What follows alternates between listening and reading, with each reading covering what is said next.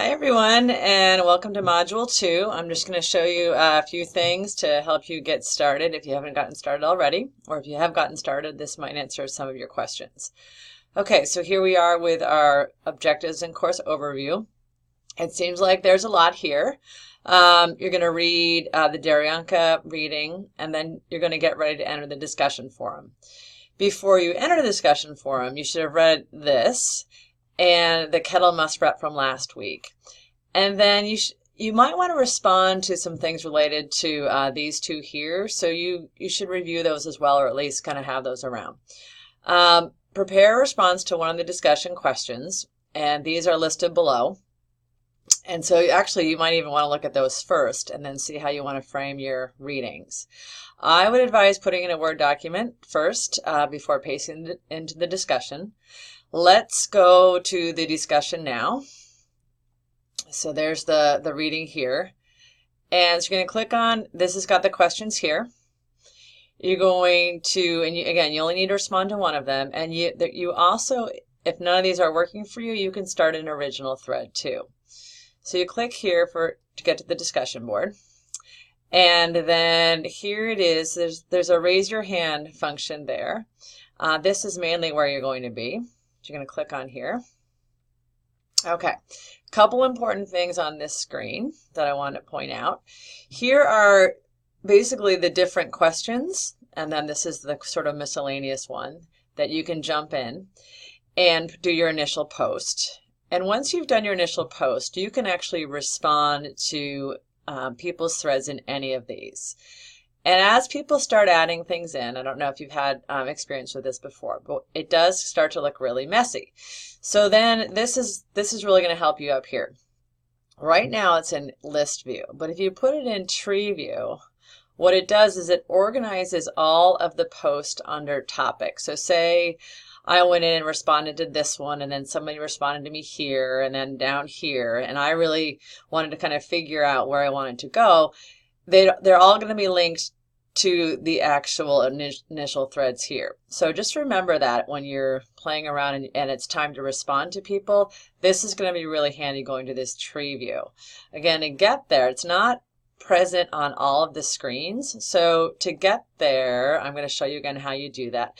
And then I'm also finding to navigate here, I'm using this browser button back here a lot.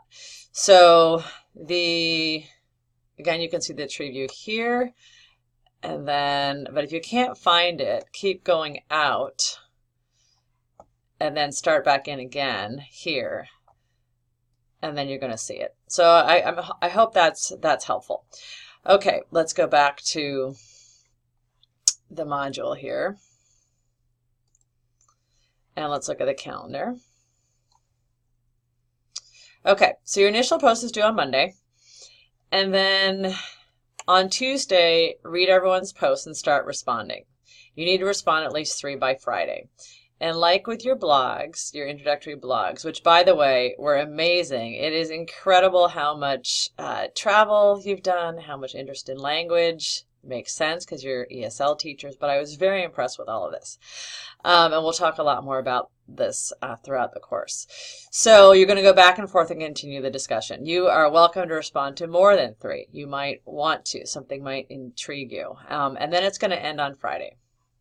And then next week we actually meet back on campus. So that's the reading and the online discussion. Then you have your language investigation packet, which is section 3. This is new material. So you're going to want to have the green book near you for a reference. Some people will skim that first before doing the exercises. Some people will use it just to add more information or to troubleshoot. It's up to you how you want to use that book. I suggest, it's a long chapter, I suggest that you do the odd numbers, and I've actually put that up here. And if you are finding a particular exercise is tricky, then I would do all of them just to kind of gain more practice. The key will have the answers to both even and odd. There is another quiz on section 3 here. So also this week, go back and look at the comments that I put on the wiki and look at each other's. Particularly look at Chris and Keely's, because that shows what that would look like in secondary. And I thought that was really interesting. Again, I really was pleased with the work you guys did on that. And then review your quizzes from week 1. This is the first time I've used quizzes. I did put a few comments and suggestions for if you needed to go back and look at things. Let me know if you can't find that feedback. Then from those quizzes, I did notice that maybe some more genre practice might be needed.